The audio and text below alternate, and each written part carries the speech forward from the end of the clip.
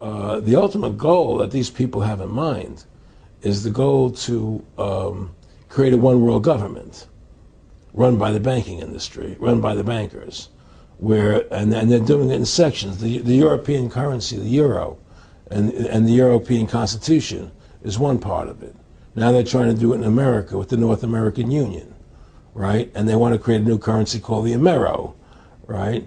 And the whole agenda is to create a one world government where everybody has an RFID chip implanted in them. All money is to be in those chips, right? There'll be no more cash. And this is given me straight from Rockefeller himself. This is what they want to accomplish. And all money will be in your chips. And so instead of having cash, anytime you have money in your chip, they can take out whatever they want to take out whenever they want to. If they say you owe us this much money in taxes, they just deduct it out of your chip digitally. Total control. Total control. And if you're like me or you, and you're protesting what they're doing, they can just turn off your chip. And you have nothing. You can't buy food. You can't do anything. It's total control of the people. And that chip's connected to a database that has your purchasing records, what you do, what everything, you sell. Everything is in there, you know? And so they want a one world government controlled by them, everybody being chipped, all your money in those chips, and they control the chips, and they control people. And you become a slave. You become a serf to these people. That's their goal. That's their intentions. Eric, can you be specific about when you met Rockefeller, how it happened in these discussions? I met Rockefeller through a female attorney I knew who called me up one day and said, one of the Rockefellers would like to meet you. I had made a video called Mad as Hell, and he'd seen the video and wanted to meet me and knew I was running for governor of Nevada. So sure, I'd love to meet him. And I met him, and I liked him, and he was a very, very smart man. And we used to talk and share ideas and thoughts.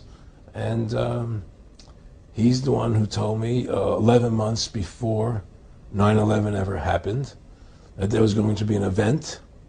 Never told me what the event was going to be, but there was going to be an event. And out of that event, we were going to invade Afghanistan to run pipelines from the Caspian Sea. We were going to invade Iraq, you know, to take over the oil fields, establish a base in the Middle East, and make it all part of the New World Order. And we'd go after Chavez in Venezuela. And sure enough, later, 9/11 happened. And I remember he was telling me how how you're going to see soldiers looking in caves for people in Afghanistan and Pakistan and all these places. And there's going to be this war on terror, which is no real enemy. And the whole thing is a giant hoax, you know, but it's a way for the government to take over the American people. He told you it was going to be a hoax. Oh, yeah. Oh, yeah. There's no question. He says, there's going to be war on terror. And he's just laughing. There's no... Who are we fighting? I mean, why do you think 9/11 happened and then nothing's happened since then? Do you think that our security is so great here that these people who pulled off 9/11, who were able to, can't knock down another plane? Come on, it's ridiculous. 9/11 was done by people in our own government and our own banking system to perpetuate the fear of the American people into subordinating themselves to anything the government wants them to do. That's what it's about, and to create this war, this endless war on terror. And that's why and that was the first lie. And the next lie was going into Iraq, you know, to get Saddam Hussein out with his weapons of mass destruction. That was the next lie. Now, specifically, this was a little over 6 years ago? This was 11 months before 9/11. Yeah. And Nick Rockefeller, who's a lawyer, he's become your friend over the previous years, and he's saying to you that there's going to be this big event, and then out of that we're going to have a war on terror, and it's just going to go on and on. Right. An endless war on terror without any real enemy. That you can never, so you can never define a winner. And did he say that it's going to be perfect because you can't define an enemy? It just goes on and on? Yeah, because you can't define a winner. There's no one to beat, so it goes on and on forever. And they can do whatever they want. They scare the hell out of the American public. Look, this whole war on terror is a fraud. It's a farce. It's very difficult to say it out loud because people are intimidated against saying it Because if you say it, they want to make you into a nutcase. Let's But be the specific. truth, but the truth has to come out. That's why I'm doing this interview. The fact of the matter happens to be that the whole war on terror is a fraud. It's a farce. Yeah, there's a war going on in Iraq because we invaded Iraq, and people over there fighting, you know. But the war on terror, it's a joke, you know. And until we discover what really happened on 9/11 and who was responsible for 9/11, because that's where the war on terror emanates from. That's where it comes from.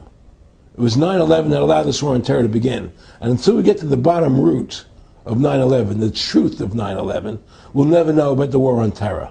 Aaron, you said that he was, and I think it's important, and I know this about the Rockefellers from Dr. Dennis Cuddy and many others who literally, you'll be 20 years old in a lunch line at college, and no, there's David Rockefeller. And here's your, I mean, they're experts at recruiting and getting what they call players, and that clearly he was, I mean, I want to make it specific and just get you to reiterate what you said last night about you got 30% of the vote, you were having an effect, you made mad as hell, they knew that you'd started the Constitution Party, they knew that you were somebody who was taking action and getting things done, you'd already made some big films, had a lot of other successes, right. So they were trying to recruit you, and didn't it come down to the point of, hey, we are here to recruit you, and don't worry, your chip's going to say, don't mess with us, you know, this guy's don't touch. Yeah, yes, that did happen. I was definitely being recruited, but it's more subtle than that. Well, in your words, just go through the process, and then what he said to you. Well, what it is remember, we were friends, and we used to go to my house a lot. We'd have dinner, we'd talk, and he'd tell me about business investments I get involved in, you know, or they would help me with this business investment or that business investment. And was I interested in joining the Council on Foreign Relations? You know, I would have to get a letter to join them, but was I interested in that? And, you know, just stuff, you know, leading you on. And I used to say to him that I never really did that because that wasn't where I was coming from. You know, as much as I like you, Nick, you know, your ways and my ways, we're on the opposite side of the fence.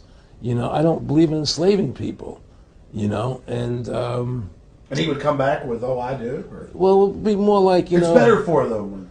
Well, it's more like, you know, how do I put it? It was like, what do you care about them? What do you care about those people? What difference does it make to you? Take care of your own life. Do the best you can for you and your family. What do the rest of the people mean to you? They don't mean anything to you. They're just serfs. They're just people. You know, it was just a lack of caring, you know, and that's just not who I was. It was just sort of like cold, you know. It was just like cold, you know. And I used to say to him, what's the point of all this? You have all the money in the world you need. You have all the power you need. What's the point? You know, what's the end goal? And he said the end goal is to get everybody chipped, to control the whole society. To have the bankers, the elite people, you know, the bankers and some governor controlling the world. And I said, all the people in the Council on Foreign Relations believe this way you do? He said, no. You know, most of them believe they're doing the right thing. A lot of them believe it's better off being socialistic. You know, we have to convince people that socialism is really capitalism. Because America's becoming a socialist country. It's a communist country today. Well, one of the things they told me was that he was at the house one night, and we were talking, and he started laughing. He said, Aaron, what do you think women's liberation was about? And I said, I had pretty conventional thinking about it at that point. I said, I think it's about women having the right to work, getting equal pay with men, just like they won the right to vote, you know? And he started to laugh. He said, you're an idiot. And I said, why am I an idiot? He said, let me tell you what that was about. We, the Rockefellers, funded that. We funded Women's Lib, you know?